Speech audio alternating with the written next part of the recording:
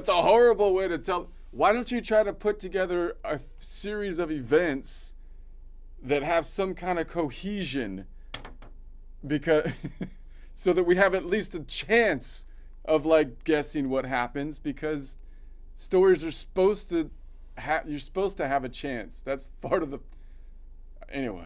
I don't know. I'm going off the drama. This is just a pun on the wall thing, but this is like the English. I'm going to Britain, even though I don't know much about it over there, but it seems like they're having kind of similar kind of issues with like borders and whatnot over there, and like who should they let in or something. And I think it still comes down to the analogy. We've got the idea of like on the conservative side of American politics, we got the idea that yeah, we need some kind of idea of limiting who comes in and out, but we still don't.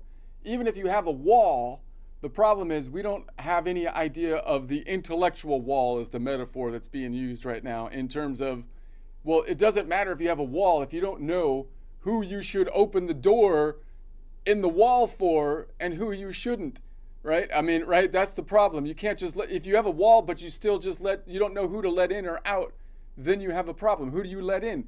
Well, it can't be just like a heritage thing in America. Maybe it could be that way in other countries because we're all immigrants here. So it has to be some kind of like what they think. What do they think? And I would think the normal things are like freedom, right? If they believe in freedom and whatever their belief system lines up to the Constitution, which is aligned around individual freedom, then it's more likely that you might let them into see, so there's multiple layers of this border analogy, right? You have an actual border, and then you have to think about the ideological idea of it so that you know when to let people into the ideological border so that you let them into the actual border. Otherwise, neither of the walls are effective, okay? So this is kind of the analogy here. Okay. So, historically, history has a fun way of teaching the same lesson twice. First, a tragedy, then a PowerPoint presentation no one reads. Take early Britain, for example. The Vikings show up in longboats, armed, organized, enthusiastic, and the locals say, relax, we've got defenses. We've got defenses. What are the defenses? Corn. Corn is apparently the defense. Literally. We have a corn wall.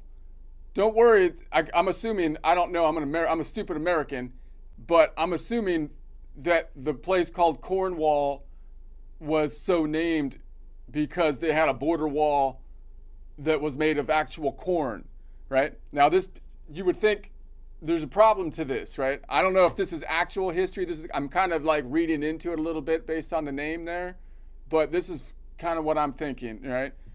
So they have this corn wall, and they're gonna keep out the Vikings with it, you know.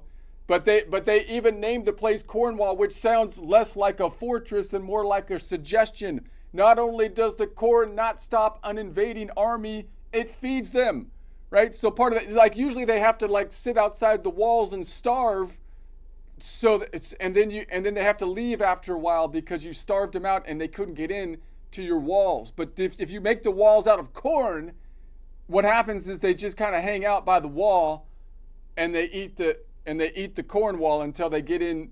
They just eat. They don't even need a trebuchet or anything. They just eat their way in, you know. And that's not a wall. That's like room service. The Vikings didn't need siege engines. They don't need the trebuchet back here, right? They could just eat. They just leaned back and chewed thoughtfully and said, "Take your time. We'll wait." Again, I'm just assuming with the Cornwall thing here, this might not be totally alignment with history, but I'm just saying, you get the idea. In fact, you fast forward that centuries into the current day, different outfits, you got the same logic now.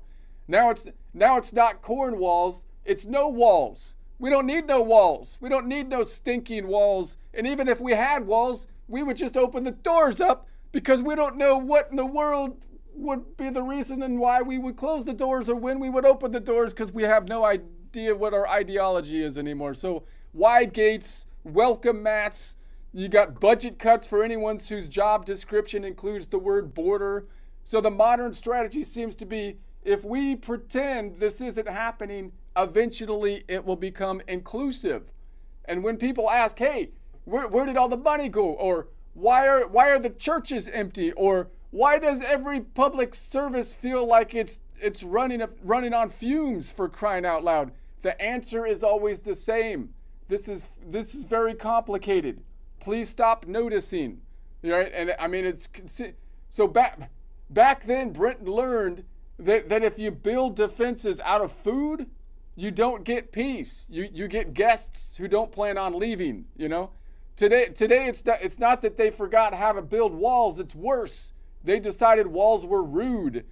We wouldn't want to be rude, you know? I mean, it's so instead of defending territory, they import the pressure and then act shocked when the system collapses under the weight.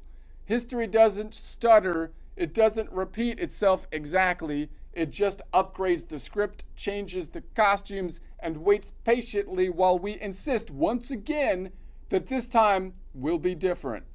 Right up until the invaders are snacking and we're standing there saying, well, no one could have seen this coming. No one could have seen. How could we have predicted that the invaders would just sit next to the corn wall and eat their way through it instead of leaving? I don't know.